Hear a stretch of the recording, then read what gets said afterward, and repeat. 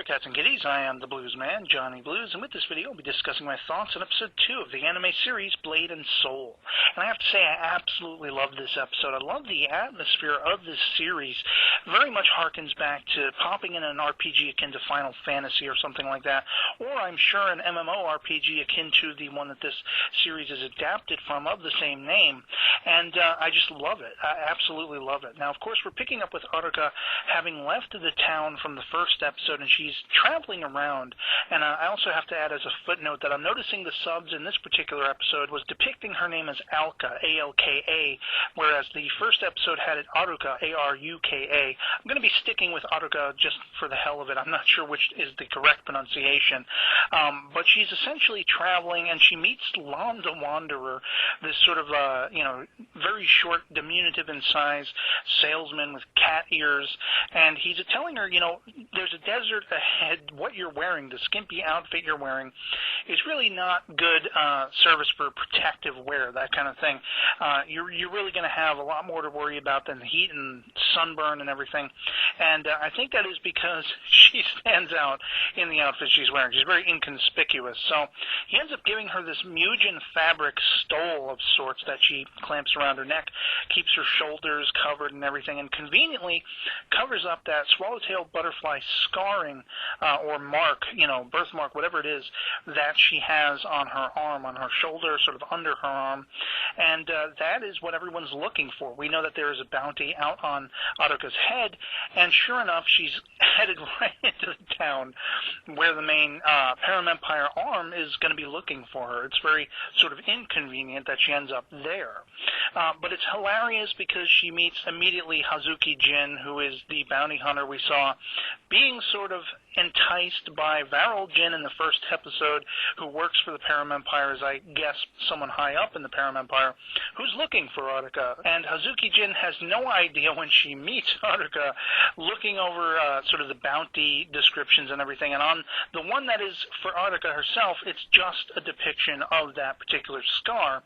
But, Hazuki Jin has no idea that this is her quarry, her potential quarry, and she befriends her, and she's like, I can see you're a bounty hunter too, you're probably in town to get some work like I am, money's rough, it's a rough and tumble trade, and so, let's go have a drink. They go to the bar that is run by Karen L, as we saw in the first episode, who I was actually surprised to see is a performer herself, but, for those who may be familiar with sort of old World War II movies and stuff like that, where you had the underground movement going against the Nazis and stuff, I'm getting a sort of parallel to that whole idea of history, because you have Karen L being this hostess, this bar runner and hostess, who is not very much in favor of the Paramempire's doings, so much so that she's kind of protecting Aruka, even from who seems to be a friend of hers, or at least someone she's being a caregiver toward or caring toward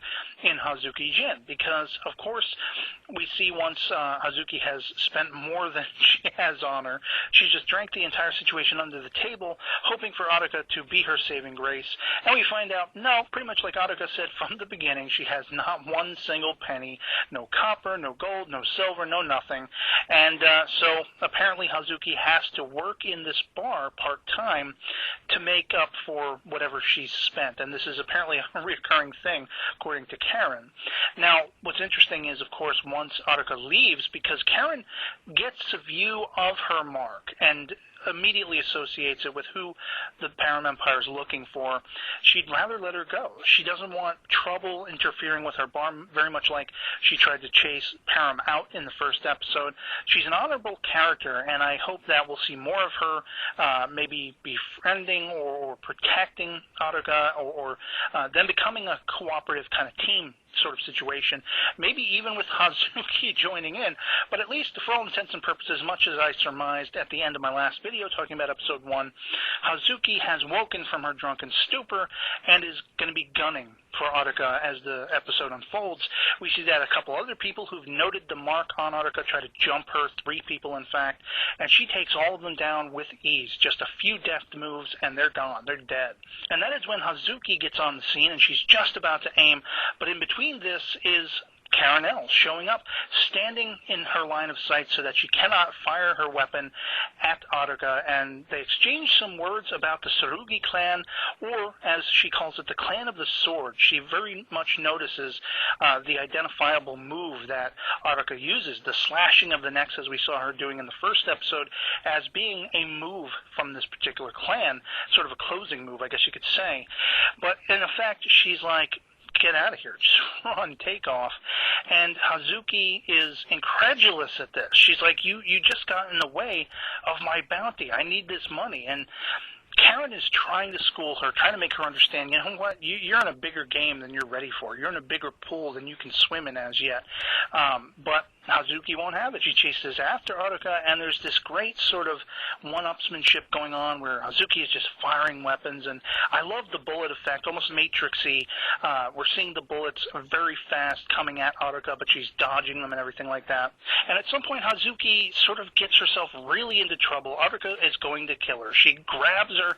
She's got the blade at her neck, and yet again, we have Carinel intervening, this time saving Hazuki's life. So as I say, I love this sort of protectorate status that Carinel has, and we see that she must be some kind of a tough broad if she's managing to get the sword away from Hazuki's neck as Attica's, clamped onto her. Attica gets away, essentially, and again, she schools Hazuki as best she can that this is not a game she's prepared for. Something bigger is going on, and she definitely knows more than Hazuki, with her impetuous nature, is ready to grip onto as yet. So we pretty much end the episode off getting another look at Param killing somebody for their, basically going against the Param Empire's way of doing things. Somebody was going to be manipulating their doings for their own benefit and everything.